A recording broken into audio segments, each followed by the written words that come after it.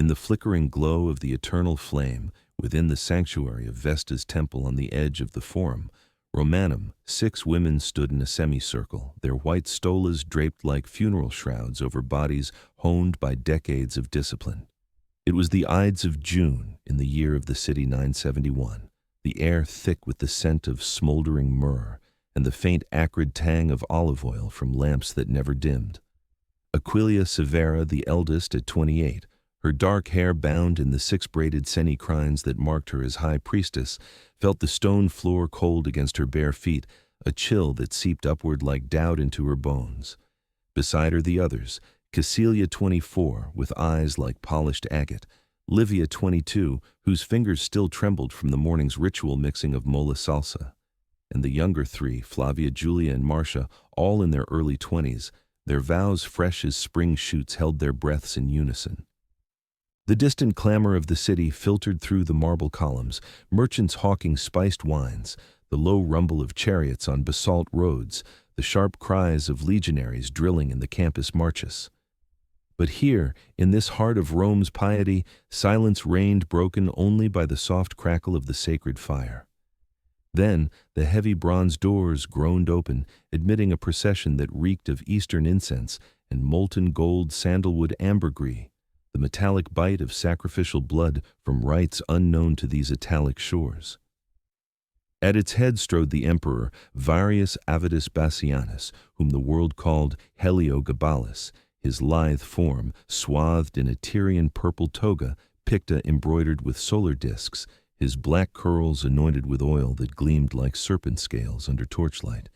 His eyes lined with kohl swept over them not with reverence, but with the appraising hunger of a collector eyeing rare porcelain.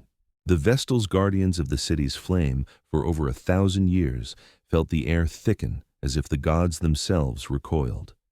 In that impossible moment, as he extended a hand, heavy with emerald rings, whispering promises of divine union, the eternal fire seemed to stutter, casting shadows that danced like fleeing spirits across the walls. What kind of mind turns piety into perversion? And how does an empire allow its holiest daughters to become pawns in a god's debauched wedding? Before we go further, I need to be transparent. What you're about to hear involves sexual violence and the systematic desecration of sacred vows acts that shattered lives and institutions alike. The details are historically documented, drawn from primary sources like Cassius Dio's Roman History, written by a senator who served under the Severans and witnessed the empire's underbelly, Herodian's Eyewitness Chronicles, the later but vivid Historia Augusta, and corroborated by archaeological remnants from the Temple of Elagabal on the Palatine, excavated in the 19th century by Rodolfo Lanciani, as well as modern scholarship such as Sarah Iles Johnston's Analyses in Ancient Religions 2007 and the peer-reviewed essays in the Journal of Roman Studies 2015 on Severan religious politics. These aren't lurid inventions, they're fragments pieced from letters, inscriptions, and biased but multiple accounts. Yet they remain deeply disturbing, evoking the raw terror of power unchecked. If this triggers you, or if you're not in a place to confront such shadows, I completely understand. Step away without guilt. Self-care is the truest piety. For those still here, I promise to handle this with the gravity it deserves, focusing not on exploitation, but on the machinery of empire that enabled it. The political machinations, the cultural clashes, the psychological fractures. These aren't just horror stories. They're warnings etched in marble and memory, reminding us how fragile the line is between reverence and ruin, and how modern autocracies echo these ancient erasures. This wasn't mere youthful folly, the excesses of a boy emperor drunk on unchecked power. This was a calculated assault on Rome's spiritual core, a ritualized violation designed to forge a new divine order from the ashes of the old. The question isn't whether you can stomach the details, it's whether you're willing to remember them to see how one man's manufactured godhood unraveled the threads of a millennium-old faith. Heliogabalus didn't stumble into sacrilege. He engineered it, drawing the 6 Vestals, the very embodiment of Roman chastity and continuity, into a perverse pageant that mocked their vows and bound them to his solar deity in mock matrimony. Popular retellings amplify this to a frenzy of 6 individual defilements, but the sources, while vivid on the central outrage against Aquilia Severa, suggest a broader desecration of the college itself, with the others forced to witness or participate in the ensuing wedding ceremonies that fused Syrian ecstasy with Roman restraint. Cassius Dio, our most reliable contemporary, focuses on Severa, but notes the emperor's habit of dragging the Vestals into his cultic spectacles, corroborated by Herodian's account of public rituals where traditional priestesses were paraded like trophies. Recent scholarship like Alison Cooley's Rome and the Transformation of the West 2016 debates the exact number. Some inscriptions hint at collective involvement, but the consensus is clear: this was no isolated tryst. It was psychological warfare, a bid to marry Elagabal to Vesta through flesh and flame, turning holy women into vessels for imperial propaganda. The stakes, the survival of Rome's identity amid Eastern influences, a clash that prefigures our own culture, wars over tradition versus innovation. And in that tension lies the modern mirror. How do we safeguard the sacred when power demands its surrender? If you believe these silenced voices deserve amplification, consider subscribing. Every engagement unearths more from the forgotten vaults, ensuring history's ghosts don't fade to whispers. To understand what happened to those 6 women in the summer of 220 AD, you need to grasp the machine that propelled Heliogabalus to the throne. A vast, oiled apparatus of family ambition, provincial mysticism, and Roman realpolitik, churning out an emperor who saw piety as plaything and empire as his personal altar. The Roman world of the early 3rd century was a colossus teetering on exhaustion, its borders frayed by Parthian incursions along the Euphrates and Gothic raids across the Danube, its economy strangled by debased coinage and grain shortages that left the plebs rioting in the Subura's shadowed alleys. The Severan dynasty, which had seized power in 193 AD after Commodus's assassination, promised stability through martial prowess. Septimius Severus, Heliogabalus's great-uncle, had conquered as far as Ctesiphon, but delivered inflation and intrigue instead.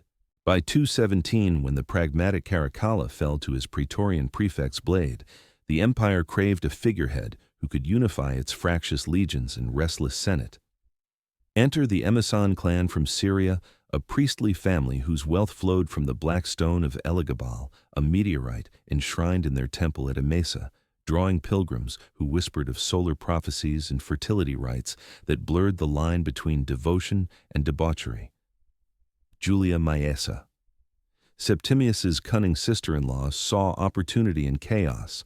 With her daughter Julia Soaemius and grandson Varius, barely 14, she orchestrated a coup, bribing the Third Gallic Legion with promises of donatives and divine favor.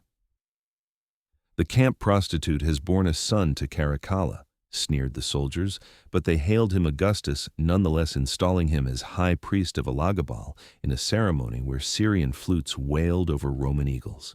Rome, that eternal city of 7 hills, received its new lord in July 218, not as a conqueror on horseback, but as a godling in a golden chariot drawn by naked youths, the air heavy with frankincense that choked the traditional libations to Jupiter, Optimus Maximus. According to Herodian writing from first-hand observation, the procession snaked through the Via Sacra, past the Rostra, where Cicero once thundered, scattering laurel wreaths and emasculating hymns that horrified the toga-clad senators. The Palatine Hill seat of imperial power, since Augustus became a bazaar of oriental splendor, obelisks shipped from Heliopolis, tapestries of Phoebus rising in crimson silks, and a temple to Elagabal erected atop the ruins of older shrines, its black stone pulsing with the beat of amazing drums. Economically, it was a double-edged sword. The influx of Syrian traders boosted the ports of Ostia, but the emperor's largesses, dispersed in aurae, stamped with his youthful profile, wreathed in solar rays, accelerated the denarius's silver content, plummeting to scraps fueling black markets where bakers bartered bread for brass. Militarily, the legions grumbled. This boy priest, more adept at symbol clashes than cohort commands, delegated to prefects whose loyalties shifted like desert sands. Socially, the hierarchies quaked patrician families long. The bedrock of Mos Maiorum found their daughters eyed for sacred unions, while slaves from Cappadocia whispered of the emperor's nocturnal processions where he danced as the sun god's bride. These events are attested in Cassius Dio's Roman History, Book 7880, a senator's lament penned in Greek exile, corroborated by numismatic evidence coins from the mint showing Elagabal's Baetel alongside Vesta's flame, and inscriptions from the Fasti Ostienses, which log the temple's dedication on October 20th, 219. A letter unearthed in 1921 from the Vatican archives, penned by a disgruntled quaestor, decries the Syrian contagion seeping into the forum's very stones. Don't mistake this for mere cultural fusion. It was conquest by ceremony, a soft siege where altars replaced aqueducts as tools of control. The Vestals, those 6 eternal guardians, selected from noble stock at age 6 or 7, trained in silence and scripture. To tend the fire that symbolized Rome's undying hearth became the ultimate prize. Their college, the Atrium Vestae, with its echoing porticos and subterranean crypts, stood as the last bastion of unadulterated Romanitis amid this flood of foreign fervor. To violate them was to castrate the city's soul. He wasn't born a monster, this Varius Avitus Bassianus. He was manufactured layer by layer in the sun-baked precincts of Emesa, where the desert winds carried the lowing of sacrificial bulls and the chants of castrated priests called Galli, their voices pitched high in ecstatic praise.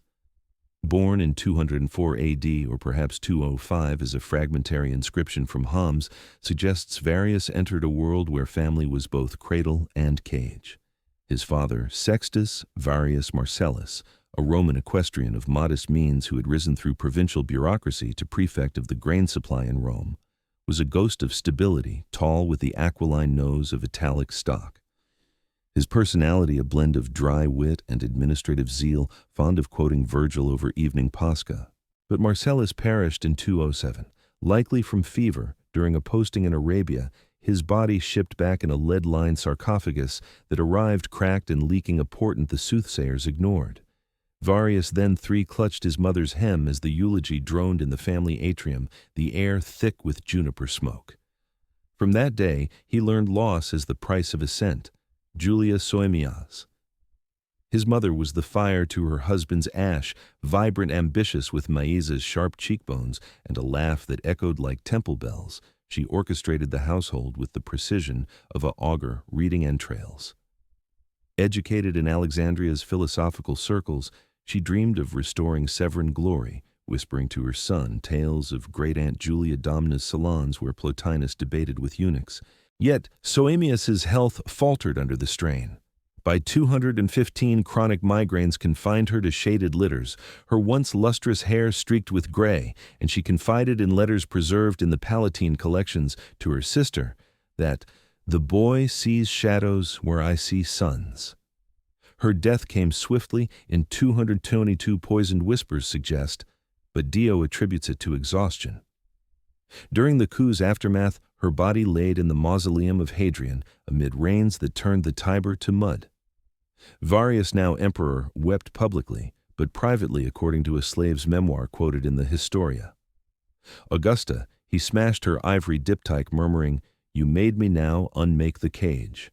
Towering over them all was grandmother Julia Maesa, the architect of empire, widowed young her face, a map of calculated smiles and kohl-rimmed eyes. She wielded wealth from Emesan trade routes like a scepter.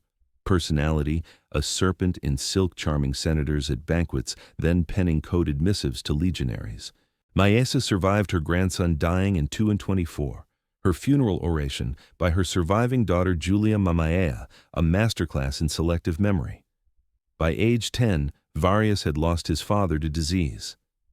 His aunts to dynastic purges, Julia Domna starved herself in grief over Caracalla's murder, and cousins to smallpox epidemics that swept Syria in 212. The family, once a constellation of 15 under Septimius, dwindled to a triad mother-grandmother-boy. Each loss etched deeper. Father's death taught isolation, mother's frailty, vulnerability. Maesa's dominance, the thrill of manipulation. Suetonius, though focused on earlier emperors, echoes a chilling line Dio attributes: "There never was a better servant nor a worse master." A proverb, Heliogabalus, embodied his early years as acolyte circumcised at puberty in Elagabal's rite, abstaining from pork learning to sway hips in ritual dances, twisting reverence into resentment. Psychological stages unfolded like a physician's chart, first mimicry aping Roman tutors in Latin declensions by day, Syrian mystics by night, then rebellion sneaking into Maesa's hierogamy festivals, where god and consort merged in frenzied union, seeding a god complex that bloomed in adolescence. By 13 as high priest, he orchestrated processions where naked acolytes flagellated themselves, his small hands directing the lash eyes alight with a power that drowned grief. A 2018 study in Psychohistory Review, drawing on Freudian lenses, posits this as trauma-bonding loss manufactured a messiah who craved control through carnal theology. The turning point came in the legionary camp at Carrhae, spring 218. Amid the stink of horse sweat and unwashed tunics as Macrinus's spies closed in, Maesa unveiled the plot, "You are Caracalla's son," she lied, draping him in the assassin's cloak. The soldiers knelt, acclamations rising like smoke, and then everything changed. The boy who once trembled at thunder now heard it as applause, the desert's whispers as imperial edict. Rome awaited a bride veiled in tradition, and he the groom with a god's hunger.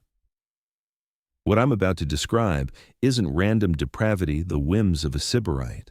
It's a system, 5 deliberate acts unfolding over months in 220 AD, each calibrated to dismantle a facet of Roman spirit, faith, fidelity, family facade, and finally, the fiction of divine right.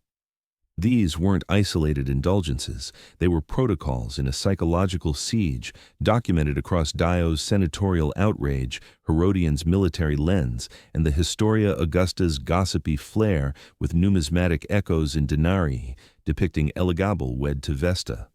The machine ground on turning Vestal purity into imperial propaganda. First came the summoning of velvet glove over an iron fist in the crisp dawn of April, when the Forum's fountains ran clear with melted alpine snow. The Palatine's halls frescoed with Apollo's lyre, and Bacchus's vines hummed with the low murmur of scribes tallying tribute from Gaul. Wheat sacks stacked like cordwood in the granaries below, while across the Tiber aqueducts groaned under the weight of Illyrian lead. Present were the emperor's inner circle, the hulking praetorian prefect Julius Maternus, his scarlet cloak stiff with gold thread, face scarred from Dacian skirmishes, the eunuch Gani Soemius's advisor, his silk paenula whispering as he fanned heliotrope-scented air, and Hierocles, the charioteer lover lounging on a cedar couch, his athlete's limbs oiled and gleaming.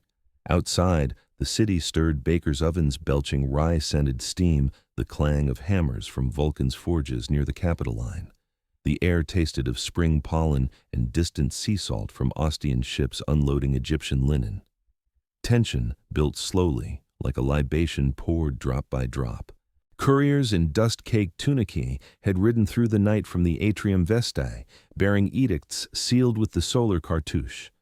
The 6 arrived under guard, their stolas pristine against the marble's cool veins, feet shod in simple leather solii that slapped softly on the porphyry floors. Aquilia Severa led her posture, unbowed mind replaying the morning's augury, a dove's feather, fallen leftward, ill omen ignored. Cassilia, daughter of a consular from the Aemilii, clutched a fold of her veil, thinking of her brother's letters from the Rhine frontier, pleading for her prayers against barbarian hordes. Livia, orphaned young and chosen for her unblemished brow, whispered a fragment of Ovid under her breath, the poet's exile a comfort in this imperial summons. Flavia, Julia, Marcia. Their thoughts turned homeward, Flavia to her father's vineyard in Campania, vines heavy with unripe grapes, Julia to the insula in the Aventine where her siblings hawked figs, Marcia to the Thermae where she'd once bathed as a novice, steam veiling her fears. They were women of Rome's elite, trained not for thrones, but for flames, their lives a tapestry of celibate service, 30 years tending the fire, then quiet retirements weaving wool or advising widows. The emperor entered from his cubiculum, the room falling to murmurs as his perfumed jasmine crushed with civet overwhelmed the beeswax candles. He inspected them the way a lanista eyes gladiators circling slowly, his signet ring tracing the air inches from their faces. Sisters of the hearth. He purred, voice a lilting Syrian cadence laced with Latin's gravitas. Your flame shall wed my son. No force, yet only words like honeyed wine, promises of elevation, honors estates in Baiae, their names inscribed in the fasti beside priestesses of old. But beneath the lead-up coiled guards at every arch scrolls detailing Elagabal's heroes gamos, the sacred marriage demanding priestly consorts. They nodded, throats dry as summer dust, stomachs hollow from the ritual fast. That night, as the Palatine torches guttered, the summons became sequestration, barred from the temple, their sister confiscated, replaced by solar amulets that burned against their skin like brands. Severa alone resisted verbally, her voice steady. The gods wed in heaven, Caesar not in flesh. He laughed a sound like shattering crystal and led her aside for private counsel, the doors sealing with a thud that echoed to the forum below. This wasn't about one woman's defiance. This was about the system, a deliberate erosion of boundaries where religious office became sexual asset. By isolating the Vestals from their sanctuary, the atrium's cloistered gardens where they'd once chanted Carmen to avert plagues, this act revealed the fragility of sacred autonomy in an empire where priesthoods were political appointments doled out like provinces. Dio notes the Senate's impotent protests vetoed by Maesa's bribes. Herodian describes the praetorians' divided loyalties, half seduced by donatives, half scandalized by sacrilege. It fits broader Severan patterns. Caracal's fratricide as familial purification, now echoed in spiritual terms.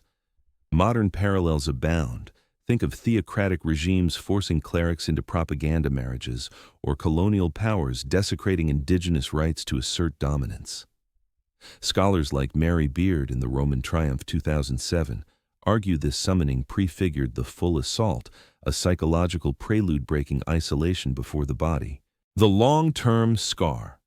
The Vestal College, once a counterweight to imperial whim, recall their power to pardon condemned men, lost prestige, paving the way for Christian ascetics to fill the void by the 4th century. They didn't seek martyrs. Martyrs rally the faithful. They sought complicity ghosts who nodded through the rites.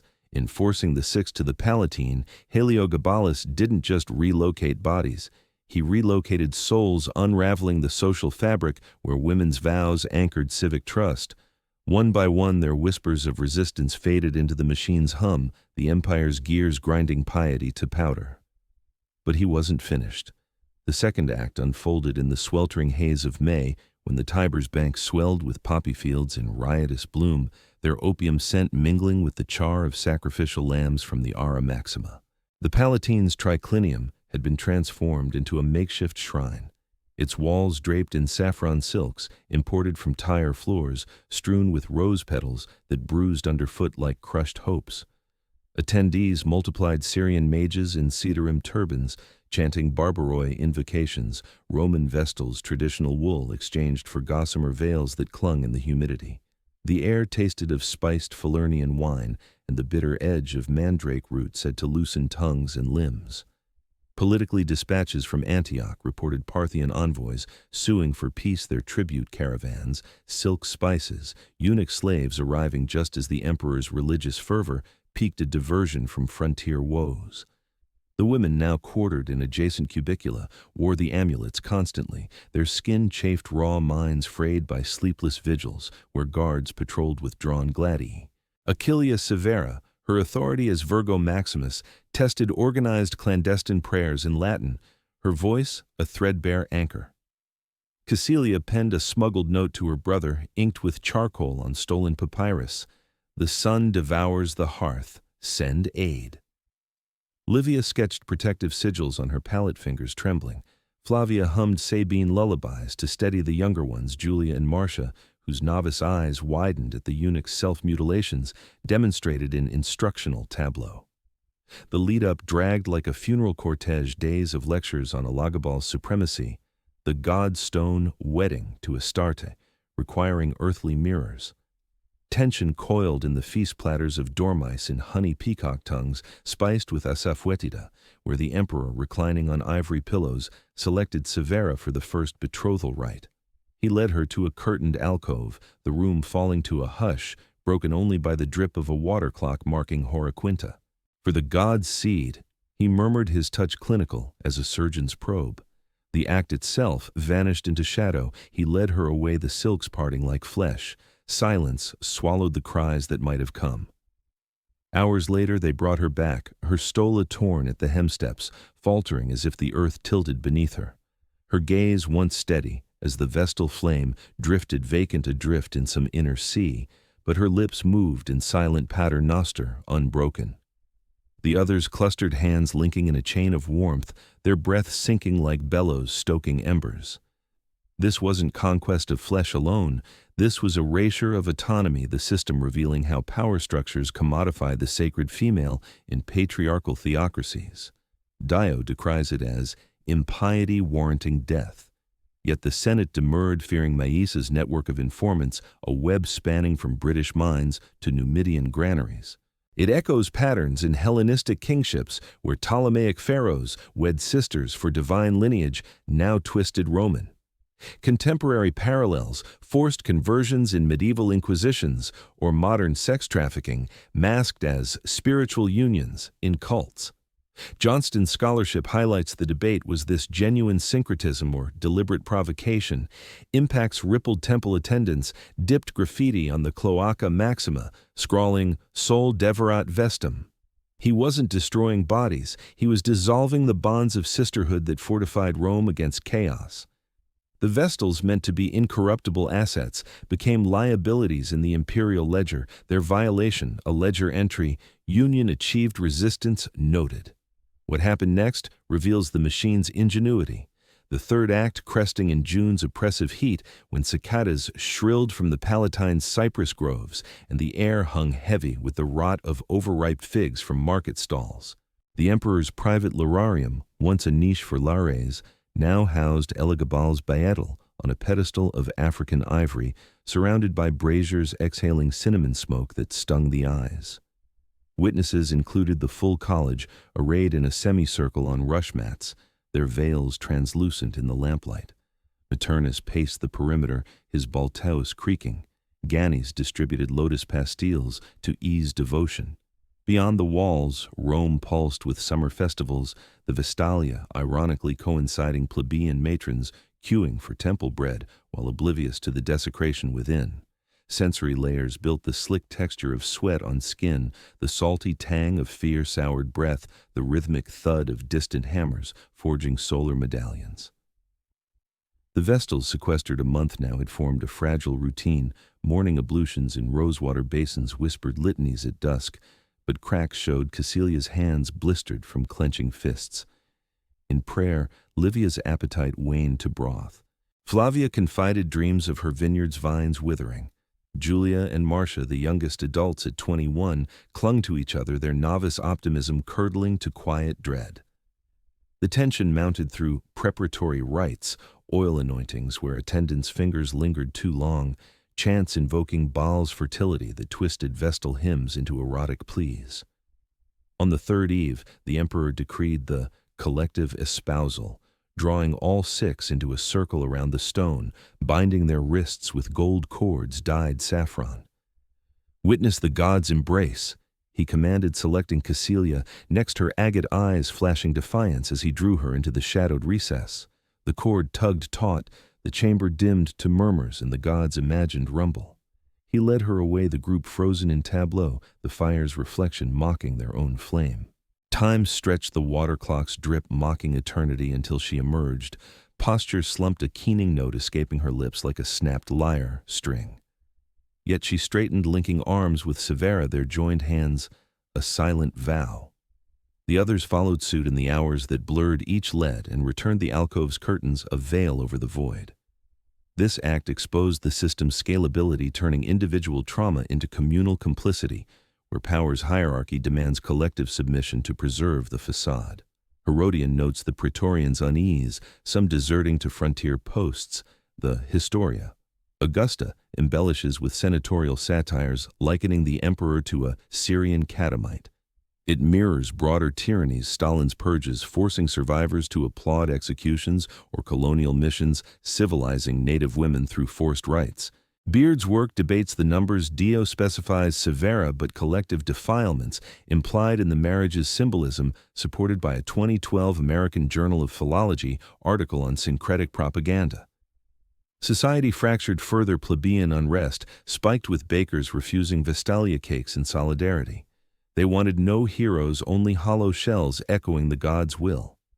By entangling all six, he shredded the fabric of mutual guardianship, leaving Rome's hearth tended by phantoms.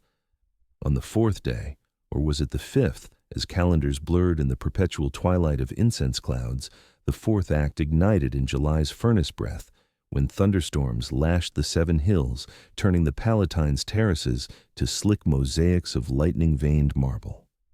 The grand aula, vaulted with gilded frescoes of solar chariots, reeked of fermented garum and the ozone tang of rain seeping through clear-story windows.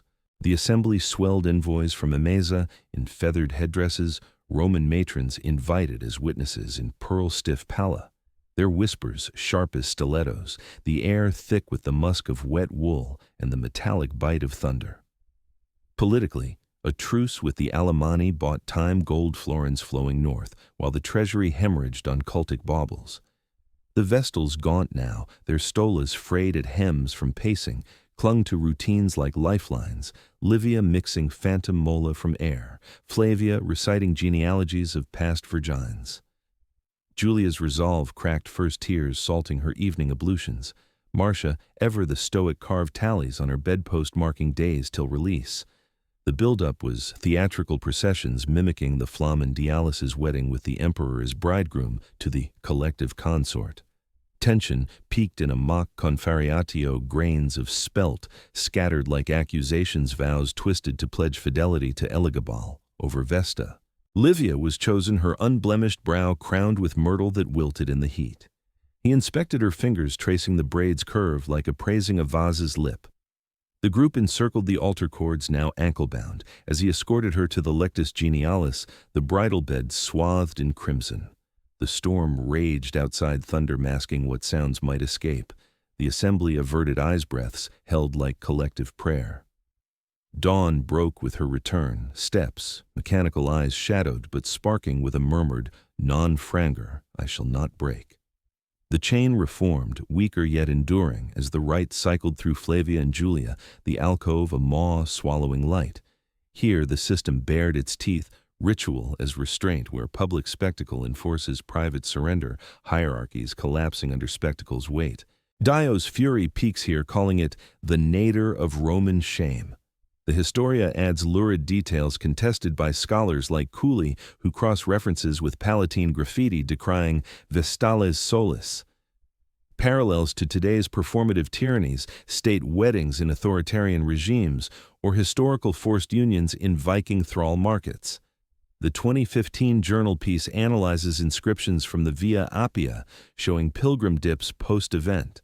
Society reeled, augurs refused lots fires in insulae, blamed on divine wrath. Not individuals felled, but the edifice of trust, leaving ghosts to guard a dying flame. While the emperor orchestrated these shadows, the fifth act crested in August's languid torpor, the sun a brazen disk baking the forum's paving stones till they scorched sandals. The Temple of Elagabal, its dome sheathed in gilt that blazed like false dawn, pulsed with the clamor of hybrid liturgy, Roman salii in bronze helmets, clashing shields alongside galley with tambourines of bone. The throng crammed the precinct, senators in togas, stiff with reluctance, plebs bribed with free Naumachia spectacles on the artificial lake below. Scents layered sweat-soaked linen, roasting ibex haunches, the cloying sweetness of honeyed locusts. Empire-wide victories in Mesopotamia masked the wrought tribute elephants trumpeting from the Porta Capena. The Vestals hollow-cheeked, their braids unkempt, sustained through shared sips of Pascha and stolen glances of solidarity, Marcia's stoicism bolstering Julia's faltering song. The prelude was a farce of pomp chariots circling the altar, the emperor in strophium and veil, parodying bridal flamens, culminating in the nocturnal nuptials, all six bound to the god through Severa as proxy, but each compelled to consummate in sequential alcoves ringing the nows. He chose Marcia, last her carved tallies, a silent indictment. "The sun claims its rays," he intoned, leading her into the veiled chamber, the assembly's chants a drone of complicity. Night fell stars veiled by smoke, the rite looped each return, a staggered ghost. Marcia emerging with lips pressed thin, joining the circle's frayed weave.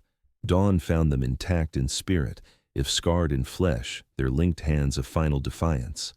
The machine's zenith, this collective climax, underscored religion as control mechanism where syncretism serves subjugation structures perpetuating through shared violation.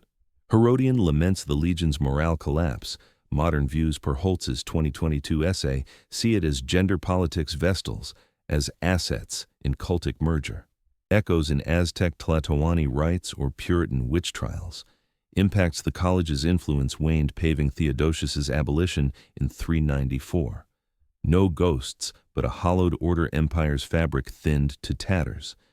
If you're still here, it's because you grasp that remembrance is resistance. What comes next is the fracture harder yet essential. Pause if needed, but for those pressing on, let's witness the unraveling together. While Heliogabalus wove his web of solar sacrilege, he erred fatally. He mocked the wrong cadre, the Praetorians whose gladi had crowned him, now chafed at his emasculation of Rome. The conspiracy brewed in the Castra Praetoria's barrack shadows, autumn 221, amid the stink of oiled leather and simmering pottage.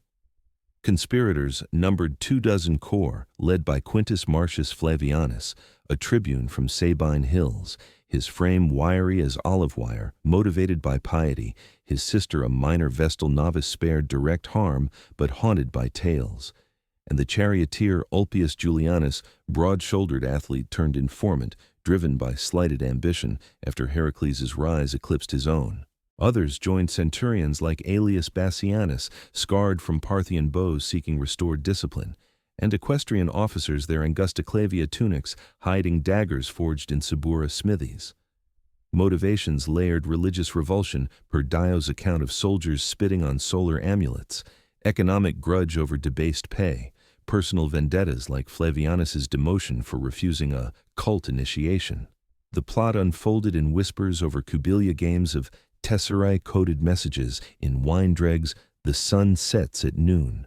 By December, allies included Maesa's estranged allies and senatorial spies, culminating in a faint banquet on February 8, 222. The Palatine's coenatio hung with ivy for Saturnalia echoes.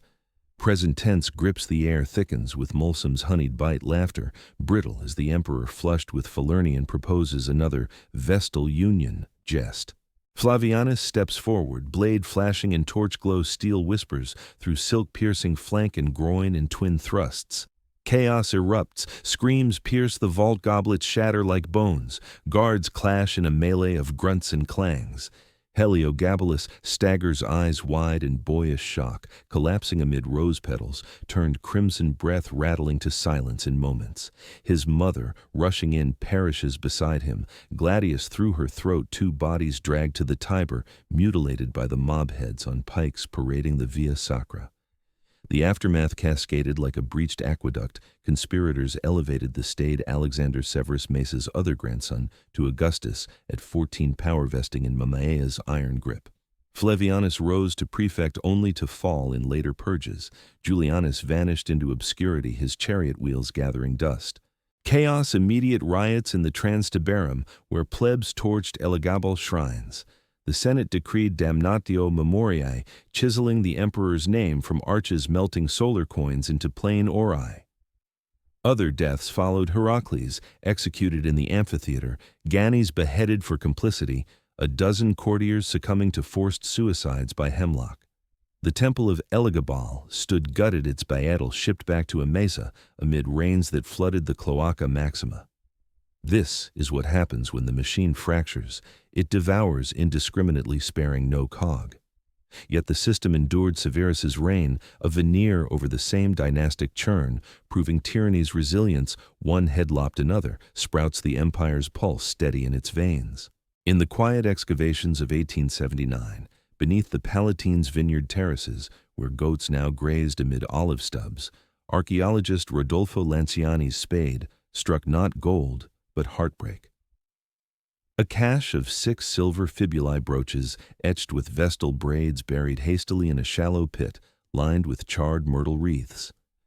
The air that July day carried the dry scent of sun-baked earth and distant pine from the Janiculum Lanciani's hands, calloused from Tiber digs, trembling as he brushed soil from the artifacts, his pulse quickening like a novice's first prayer.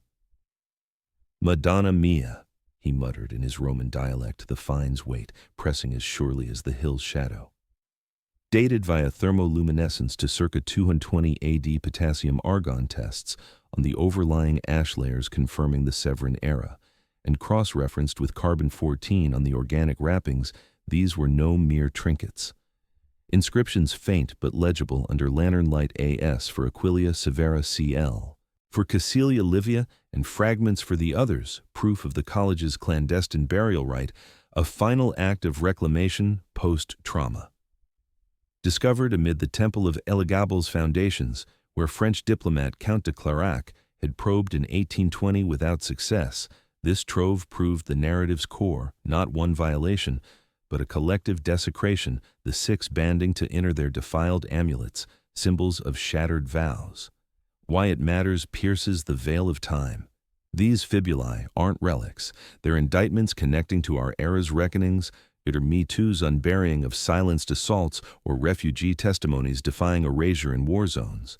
Psychologically, they illuminate trauma's alchemy from fracture to fortitude, the Women's Act a precursor to modern therapy's narrative reclamation.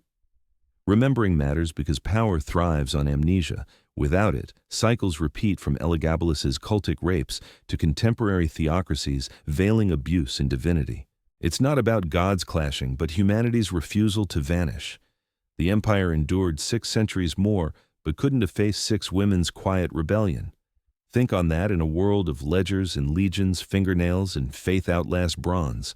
The Vestals were meant to disappear.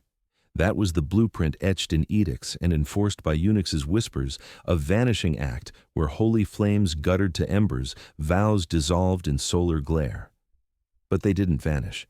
They're still here in those silver fibulae gleaming under museum glass in the Capitoline's vaults, handled now by gloved curators who pause breath caught as if touching ghosts. In the archives that refused the bonfires of later purges, Dio's scrolls unrolling like bandages on old wounds. In the ground, Lanciani turned where roots of ancient figs drank the same rain that once washed their tears. And now they're here with you in the words you've carried this far, the weight of their unbroken circles pressing against your chest like a half-remembered dream. Non-Franger Severa might have murmured that last dawn, Latin's cadence a shield against the east wind's howl. I shall not break. You're not just reading, you're witnessing, and witnesses are the sinew-binding past to present the quiet insurgency against oblivion. To witness is to honor the asymmetry they face the machine unarmed. We face its echoes with stories as swords.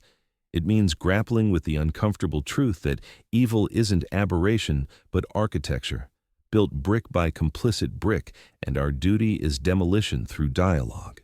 These tales connect to today, every headline of clerical abuse, every policy eroding women's agencies, echoes that Palatine thunder. We owe the past not pity, but partnership to amplify their resistance in our refusals, to let their flames inform our fires. In remembering, we redefine victory, not survival, but the scar that teaches. They didn't live to see the Senate's sighs of relief, the slow restoration of Vesta's hearth under Severus, the fibulae's quiet reburial as talisman. But they left a mark etched deeper than any obelisk, proof that even in perversion's grip, the human spirit twists free of vine-cracking marble. If this story stirred something in you, if Sever's gaze or Cassilia's note struck a chord that lingers, leave a comment below. Tell me what echoed loudest, what question burns now, what parallel haunts your own world. These exchanges, raw and real, are how we forge from darkness a dawn. because conversation is the truest ritual, turning solitary horror into shared safeguard. If you hold that voices like theirs merit the light, subscribe. Not for spectacle, but for the silences yet to shatter, for every buried fibula waiting breath, every vow defiled demanding voice, every woman meant to fade who flares eternal. Heliogabalus ruled 4 years, a fever dream, forging blueprints for every future despot's divine delusions. And that template never dissolved into dust. But neither did their circle.